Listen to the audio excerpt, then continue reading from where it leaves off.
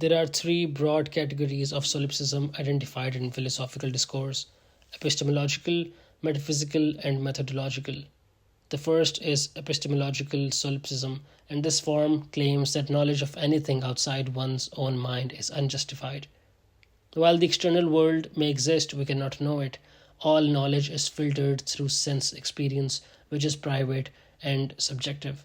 This position is often tied to empiricist epistemology and skeptical traditions.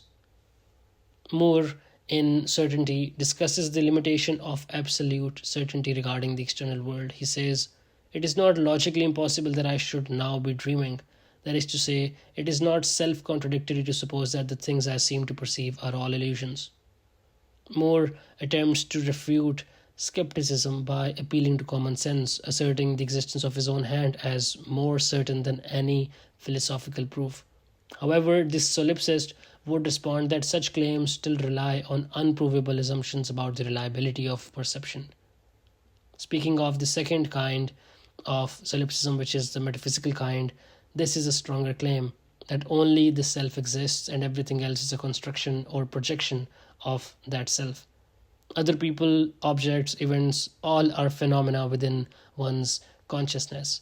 This version is rarely defended openly due to its extreme implications, but it follows logically from some idealist and phenomenological positions. In the tradition of German idealism, Johann Gottlieb advanced a view in which the self or I is the source of all reality. In Foundations of the Science of Knowledge, he writes, "The self posits itself, and by virtue of this mere self assertion, it exists absolutely and necessarily." He does not explicitly claim that only his self exists, but his emphasis on the self as the ground of all knowledge and being opens the door to solipsistic interpretations. Now, the third kind of solipsism, methodological. This position is used primarily in philosophy of mind and cognitive science. It is the idea that theories of mental states should be framed independently of assumptions about the external world. This does not assert that only the self exists, but treats the mind as if it were isolated for the sake of analysis.